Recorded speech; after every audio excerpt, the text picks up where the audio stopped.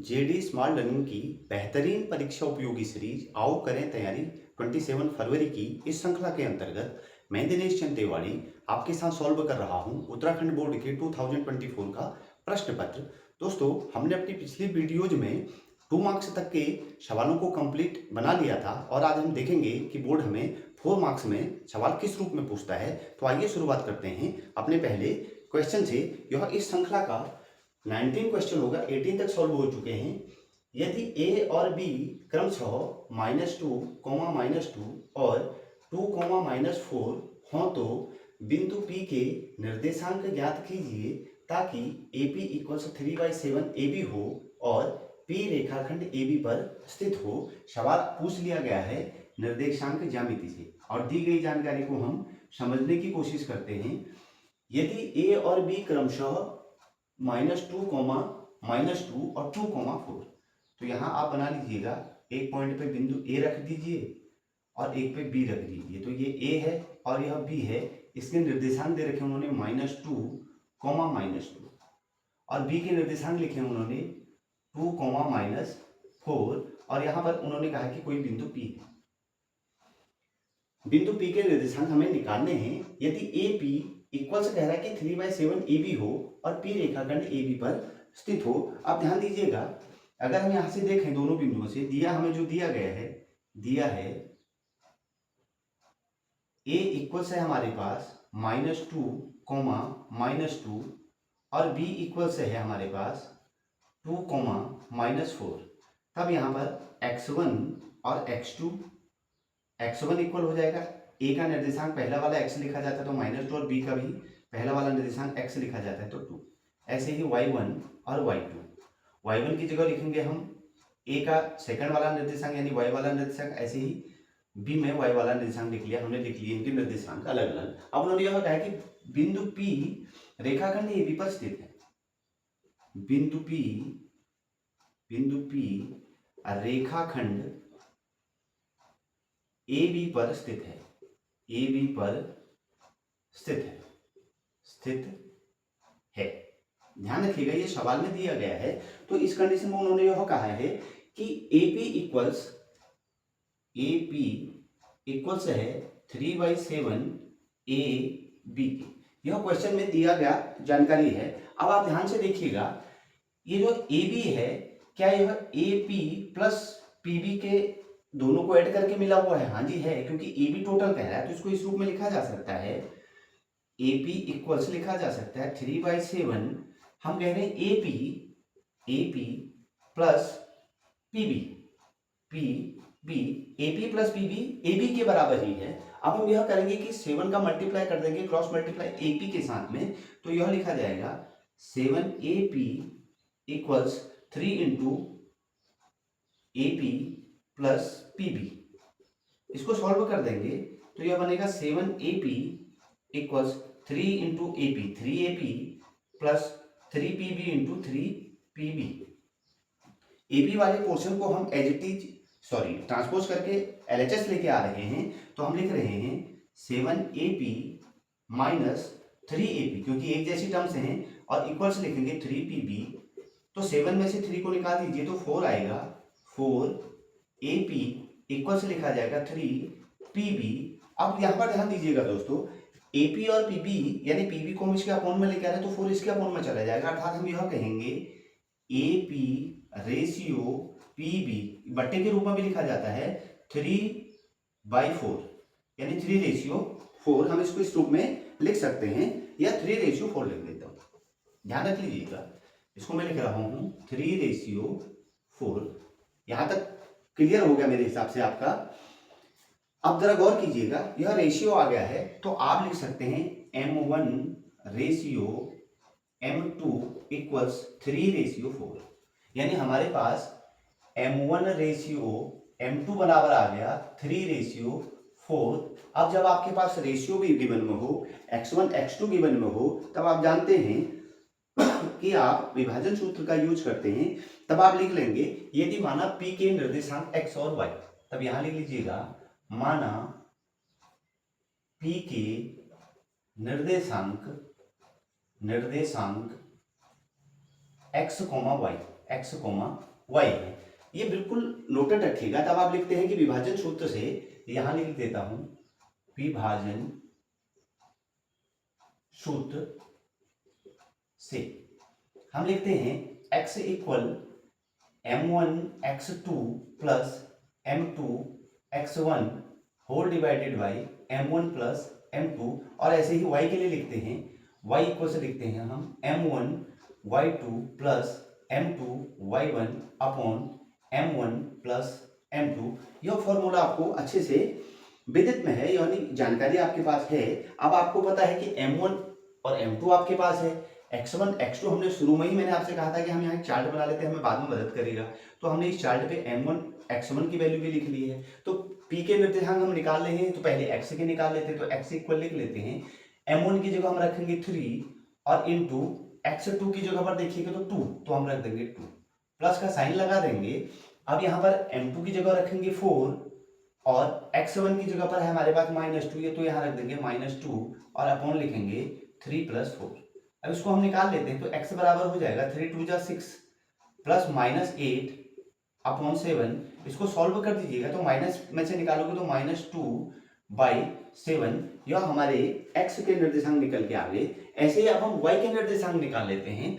तो y equal से हम लिखेंगे m1 y2, तो m1 की जगह तो पुट करेंगे 3, तो हमने 3 पुट कर लिया, एंड y2 की जगह पर हमारे पास है -4, तो हम -4 यूज करेंगे, प्लस का साइन यूज करेंगे। m2 की जगह हम रखेंगे 4 और इंटू y1 की जगह रखेंगे -2 और होल डिवाइड बाई वही 3 + 4। इसको भी सॉल्व कर दीजिए, तो 3 4 = 12 -12 प्लस माइनस 8, ध्यान से रखिएगा, और अपॉन 7। इन देखिए दोनों माइनस ऐड होंगे तो ऐड तो हो जाएंगे, लेकिन साइन यूज करेंगे माइनस का ही, तो -20/7, क्योंकि 12 में 8 कर देंगे तो 20, अर्थात आपके पास y के निर्देशांक आ गए। अतः आप कह सकते हैं, अतः p के निर्देशांक आपने लिखा था x, y लिखा था ना, तो x की जगह पुट कर दीजिएगा -2/7, कॉमा यूज कीजिएगा, y की जगह लिखिएगा -20/7, तो यह आपके निर्देशांक निकल के आगे। दोस्तों, यह क्वेश्चन आपसे पूछा गया है, इस तरीके से सवाल का सॉल्यूशन बनेगा। चलिए आइए नेक्स्ट सवाल पे बढ़ जाएं। सिद्ध कीजिए tan theta upon 1 - cot theta plus cot theta upon 1 - tan theta equals, prove करना है 1 + sec theta into cosec theta. जब भी हमारे पास इस तरीके का क्वेश्चन होता है, तो हम सवाल को बनाते समय LHS वाला पोर्शन पहले ले लेते हैं। RHS भी लिया जाता है, बट यहाँ LHS लेंगे क्योंकि इजी में बन जाएगा, तो लिख लेते हैं LHS। LHS साइड में आपके पास है tan theta upon 1 - cot theta plus cot theta upon 1 - tan theta. सवाल अनेक तरीके से सॉल्व किया जा सकता है, बस आपको ध्यान रखना है कि आपके पास प्रारंभिक जानकारी क्या थी। अब जरा गौर करें दोस्तों, tan थीटा को क्या हम sin बाई cos लिख सकते हैं? हाँ, लिख सकते हैं। cot को क्या हम cos बाई sin लिख सकते हैं? लिख सकते हैं। तो बस इन्हीं को बदल रहे हैं, tan को बदल रहे हैं। हम tan को लिखेंगे sin theta by cos theta और अपॉन कर देंगे 1 - cot को लिखेंगे cos theta by sin theta, plus का साइन यूज करेंगे। ऐसे ही cot को लिखा हमने cos theta upon sin theta by 1 - tan को लिखा sin theta by cos theta, और मैं यहाँ पर आइडेंटिटी भी लिख देता हूँ। आइडेंटिटी यहाँ पर लिख देता हूँ मैं, यूज किया हमने tan थीटा इक्वल्स लिखा जाता है sin theta by cos theta, और दूसरी आइडेंटिटी हमने यूज की है cot थीटा बराबर लिखा जाता है cos theta by sin theta. याद रखिएगा, आइडेंटिटीज को धीरे धीरे करके आपको याद हो जाएंगी। चलिए, अब हमने इसको बदल दिया है, अब हम नेक्स्ट कदम इस पे बढ़ा लेते हैं। ये जो नीचे वाला पोर्शन है इसको सॉल्व कर देते हैं। इसको तो ऊपर वाले को तो अभी ऐसे ही रखेंगे, इसको छेड़ेंगे नहीं, इसको रखेंगे हम sin theta by cos theta upon, देखिएगा ये साइन का इंटू कराएंगे 1 के साथ में, यानी एलसीएम ले रहे हैं, तो लिखेंगे sin theta minus cos theta divide by sin theta. Okay, और यहाँ प्लस का ये सेम कॉस थीटा अपनी जगह पे, साइन थीटा ऐसे ही रखेंगे, साइन थीटा अपॉन, ये कॉस के लिए एलसीएम लगे तो इसका मल्टीप्लाई करा दीजिएगा, ये लिखा जाएगा cos theta minus sine theta upon cos theta. यहां तक का हमने पोर्शन सॉल्व किया है। फिर से आप गौर रखिएगा, चीजें बिल्कुल बनते चली जाएंगी। अब आप यहां पर एक काम कर दीजिएगा, ये जो साइन थीटा वाला पोर्शन है इसको हम रेसिप्रोकल कर देते हैं। आपके बिल्कुल आसान भाषा में लिख रहा हूं मैं, sine theta upon cos theta. देखिएगा अब मैं इंटू कर रहा हूं इस पोर्शन को, sign theta minus cos theta by sine theta को मैं रेसिप्रोकल कर रहा हूं, तो मैं इसको ऐसे लिख देता हूं, sine theta by sine theta minus cos theta. चाहता तो मैं डायरेक्ट इसको यहां से यहां ऐसे ही पकड़ के ले जाता हूं, आपसे कह देता कि लिख दीजिए sign square theta upon cos को इसके साथ मल्टीप्लाई करा दीजिए। पर चलिए अगर आप समझ जाते हैं तो इस तरीके से भी कर सकते हैं, प्लस वही प्रोसेस करेंगे जो हमने इस पे कर रखा था, यहां लिखेंगे cos theta by sine theta और इनटू का साइन लगा देंगे, इस पोर्शन को लिख देंगे as it is cos theta upon cos theta minus sine theta. अगर आप ये फॉर्मूला लिखना चाहें तो आप डायरेक्ट करें, ये पोर्शन को यहाँ पर सीधे मल्टीप्लाई कराएं और ये साइन का इसके साथ मल्टीप्लाई करा दें, कॉस का इसके साथ मल्टीप्लाई करा दें। चलिए तो ये बन जाएगा साइन साइन इंटू हो जाएगा साइन स्क्वायर थीटा अपॉन ये कॉस थीटा इंटू करेगा तो इसको लिख देंगे कॉस थीटा, ब्रैकेट में कर दीजिएगा sign theta minus cos theta, यहाँ प्लस कर दीजिएगा तो ये भी कॉस इंटू हो जाएगा, तो ये लिखा जाएगा कॉस स्क्वायर थीटा अपॉन लिखा जाएगा साइन थीटा और cos theta minus sine theta. Clear है दोस्तों? आप यहां पर ध्यान दीजिएगा, यहां माइनस का साइन है तो हम माइनस के साइन को यहां कॉमन कर देंगे, तो यह बीच में लिखा जाएगा माइनस का साइन यूज कर देंगे हम, तो हमारा सवाल जो अब यहां से बनेगा वो थोड़ा सा चेंजेज हो जाएगा। तब आप इसको इस रूप में लिख सकते हैं, या इस साइन का पहले इसके साथ मल्टीप्लाई करा दीजिए, इस कॉस का इसके साथ मल्टीप्लाई करा दीजिए और साइन को कन्वर्ज कर दीजिएगा, माइनस का साइन यूज कर दीजिएगा, तो आपके लिए इजी हो जाएगा सवाल बनाना। तब इसको आप लिखेंगे ऐसे, साइन क्यूब थीटा माइनस ये कॉस के साथ इसका इंटू करेंगे तो कॉस क्यूब थीटा। अब मत सोचिएगा कहां से क्यूब ले लिया, ये साइन का इंटू किया मैंने इसके साथ में और ये कॉस का इंटू किया इसके साथ में, यानी एलसीएम बना रहे हैं। अपॉन लिख देंगे इसको sign theta into cos theta, एक ब्रैकेट एक जगह लिख देंगे, ऐसे लिखेंगे sign theta into cos theta और ब्रैकेट लेंगे, ये cos theta minus sine theta, ये साइन थीटा माइनस कॉस, ये कॉमन कर देंगे तो इसको लिख देते हैं sign theta minus cos theta. ठीक है दोस्तों, यहां तक चीजें क्लियर हो रही होंगी। अब देखिए तो साइन क्यूब थीटा है तो ए क्यूब माइनस बी क्यूब की आइडेंटिटी यहां पर आती है, और आप जानते हैं मैं लिख देता हूं यहां ए क्यूब माइनस बी क्यूब बराबर लिखा जाता है, एक ब्रैकेट में लिख देंगे हम A plus A minus B और दूसरे ब्रैकेट में लिख देंगे A square plus A B square, A square plus A plus B square. इसी आइडेंटिटी का अब हम यूज करेंगे और इसको खोल देंगे, तो देखिएगा ए माइनस बी अर्थात साइन माइनस कॉस, तो हम लिखते हैं sign theta minus cos theta, एक ब्रैकेट में हो गया। दूसरे ब्रैकेट में लिखा जा रहा है A square plus A B plus B square, अर्थात उसको बोलेंगे हम sine square theta plus cos square theta. इसको थोड़ा छोटा कर देता हूं, थोड़ा सा, यहां लिख देंगे हम sign theta minus cos theta एक ब्रैकेट के अंदर, दूसरे में sign square theta plus cos square theta plus sign theta into cos theta. ये आइडेंटिटी ही यूज कर रहे हैं। क्लियर है दोस्तों?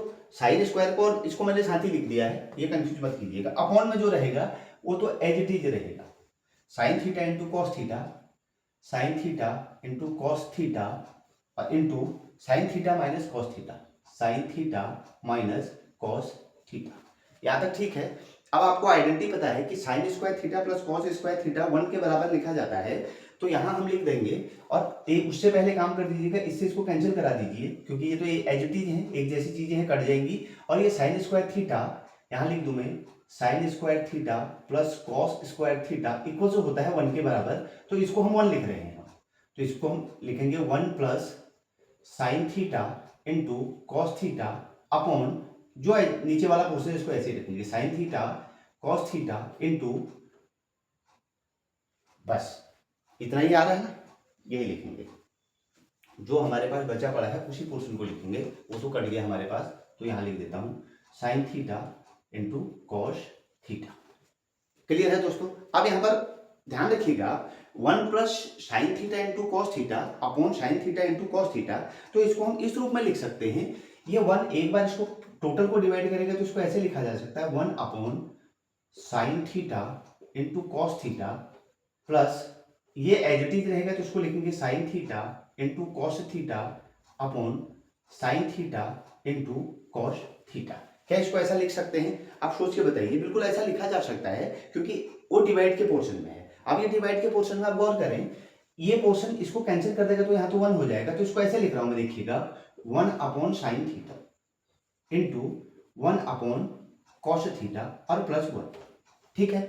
अब जो हमसे सवाल में प्रूव करना है, हमें कहना है 1 प्लस सेक थीटा, तो 1 तो हमें मिल गया, इसको लिख लेते हैं हम 1 प्लस 1 बाई कॉस को हम लिखते हैं सेक थीटा और प्लस 1 बाई साइन को लिखते हैं हम इंटू कोसेक थीटा।